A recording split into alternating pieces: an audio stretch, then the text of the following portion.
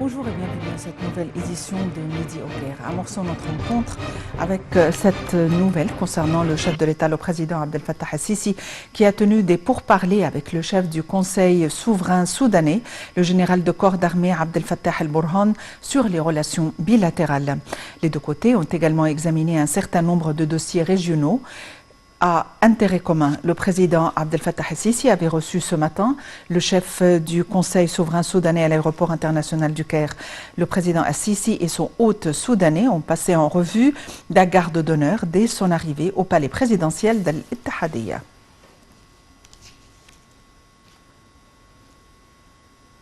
Depuis l'arrivée du président Abdel Fattah el-Sisi au pouvoir, les relations politiques entre l'Égypte et le Soudan ont connu un grand progrès dans tous les domaines. Ces relations reflètent une histoire commune aux dimensions régionales et internationales. Les deux pays sont liés non seulement sur le plan de leur étendue géopolitique, mais aussi sur celui des nombreux problèmes communs et questions régionales qui nécessitent une coordination constante entre eux. Plus d'informations dans ce compte rendu.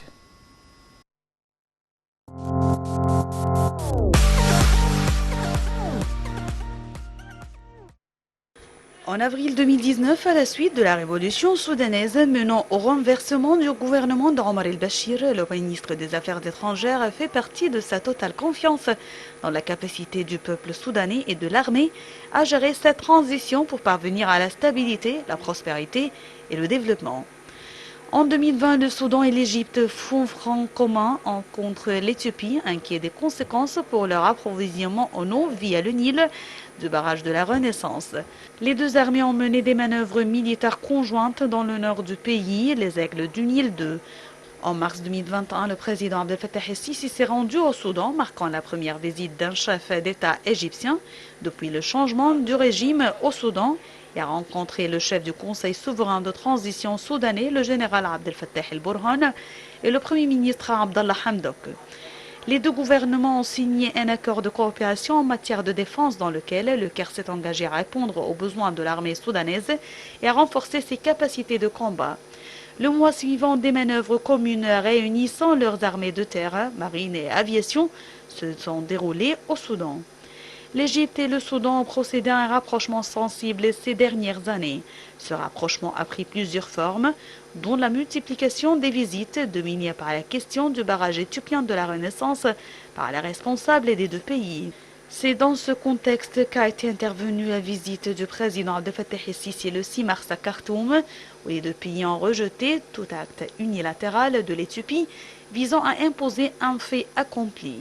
Cette visite fait suite à celle de la ministre soudanaise des Affaires étrangères, Mariam el-Sadiq al-Mahdi, au Caire les 2 et 3 mars, durant laquelle les deux pays ont réaffirmé la nécessité de parvenir à un accord contraignant sur le fonctionnement du barrage éthiopien avant le deuxième remplissage de réservoirs prévu en juillet. Le Caire s'est rangé du côté de la proposition du Soudan sur la formation d'un quartet de médiateurs composé des États-Unis, de l'Union européenne, de l'ONU et de l'Union africaine pour aider les trois parties à parvenir à un accord. La proposition visait à élargir le rôle des parties extérieures en leur assignant celui de médiateur au lieu de celui d'observateur, comme c'était le cas jusqu'ici sous l'insistance d'Addis Abeba. Le rapprochement égypto-soudanais s'étend au plan militaire. Les deux gouvernements ont conclu le 2 mars un accord de coopération militaire portant sur la formation, la sécurisation de la frontière commune, la lutte contre le terrorisme et la tenue de manœuvres conjointes.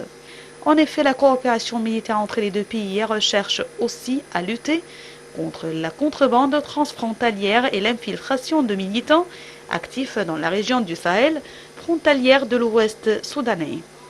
La sécurité en mer Rouge est également un point de focalisation pour Khartoum et le Caire en raison de la présence militaire étrangère croissante et liée entre autres à la guerre civile au Yémen et à la sécurisation des approvisionnements énergétiques en provenance de la région du Golfe.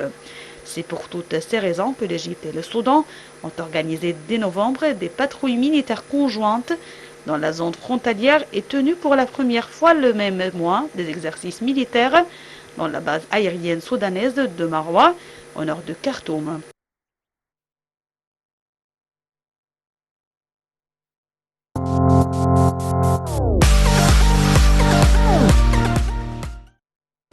pour nous donner plus d'éclaircissements, nous avons le plaisir d'avoir en ligne Dr Raouf Ghafar, analyste politique. Dr Raouf Ghafar, bonjour et bienvenue avec nous.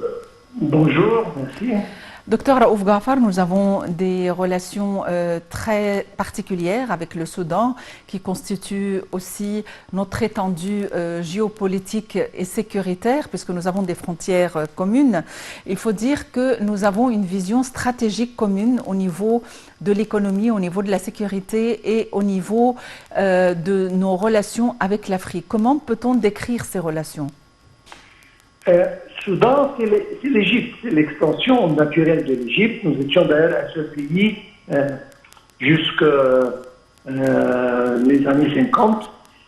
Pour nous, le Soudan, c'est l'extension, comme je viens de dire, de notre sécurité nationale. La stabilité et la sécurité du Soudan, c'est la stabilité et la sécurité de l'Égypte. Les relations ont été très particulières, comme vous l'avez dit, et très spéciales. Et il faut, sous toutes les circonstances, que nous gardions des relations extrêmement étroites avec le Soudan et leur donner l'importance qu'il déserve, non seulement comme un pays africain, mais comme un voisin de premier ordre. Et comme je viens de dire, tu représentes pour nous des frontières étendues et c'est-à-dire, comme je viens de dire, c'est le même pays avec tous les intérêts communs. Il faut absolument donner une extrême importance à nos relations avec eux. Quels sont les défis communs que nous avons ensemble ? Premièrement, le défi qui se présente aussi, c'est le fameux barrage de la Renaissance qui représente encore une fois un défi assez important pour les deux pays. Et ce sont les deux pays d'aval du Nil, donc les droits en nom des deux pays doivent être préservés sans aucune discussion et sans aucun doute. Donc ça, c'est un défi important. Et certainement, comme on parle, le fanatisme, le terrorisme, etc., encore une fois, ça représente un certain défi. On a pu le surmonter ici en Égypte et sur le point de le faire de même au Soudan. Et puis, maintenant, c'est un défi, je ne veux pas dire commun, mais la situation au Soudan, c'est-à-dire exige un effort plus grand pour justement réétablir la sécurité et la stabilité dans ce pays de voisinage. Docteur Raouf Ghafar, vous êtes analyste politique. Merci d'avoir été avec nous aujourd'hui. Sur un autre plan, le chef de l'État, le président Abdel Fattah el-Sisi, a tenu hier une série d'entretiens au palais présidentiel d'Al-Ittihadiyya. Le président du Conseil libyen, Mohamed Al-Manfi, le ministre des Affaires étrangères de l'État du Qatar, Cheikh Mohamed Abdul Rahman Al-Thani et le ministre angolais des Affaires étrangères, Titi Antonio, ont examiné séparément avec le président Al-Sisi les relations bilatérales et l'importance de renforcer la coopération et la coordination entre eux. Nous avons plus d'informations dans ce compte rendu.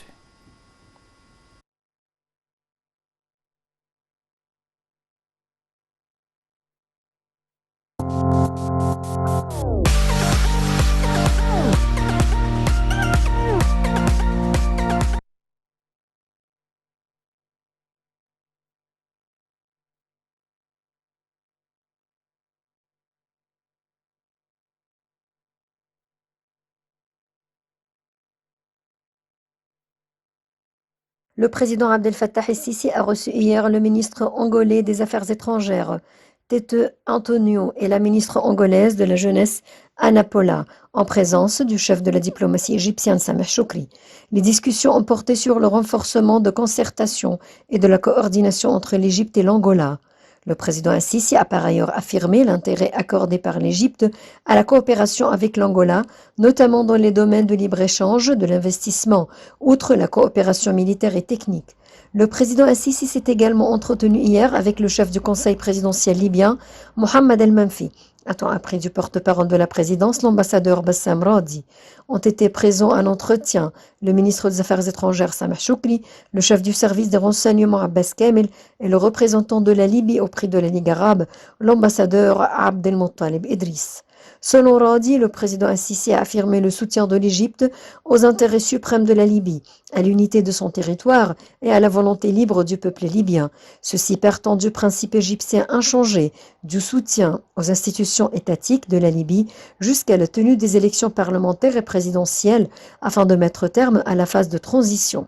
Le président Abdel Fattah el-Sisi a reçu hier le ministre qatari des Affaires étrangères, Mohamed Ben Abdelrahman Al-Thani, et le ministre qatari des Finances, Ali Ben Ahmed Al-Qawari. Ceci en présence du ministre des Affaires étrangères Sameh Choukri, du chef du service du renseignement Abbas Kamel et de l'ambassadeur qatari au Caire, Salim Ben Moubarak Al-Shafi. Selon le porte-parole de la présidence, l'ambassadeur Bassam Radi, le président Al-Sisi a valorisé le progrès réalisé en ce qui concerne les relations Égypte-Qatari. Progrès allant de pair avec les intérêts des deux pays et de sorte à préserver la sécurité et la stabilité de la région arabe. Le chef de l'État a affirmé le lien étroit entre la sécurité nationale égyptienne et celle du Golfe.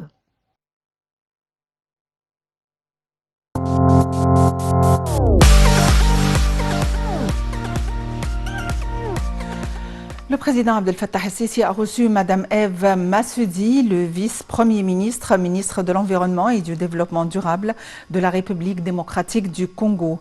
Au cours de la rencontre, le président el-Sisi a transmis ses salutations à son frère congolais, Félix Tshisekedi, soulignant le soutien continu de l'Égypte à la République démocratique du Congo.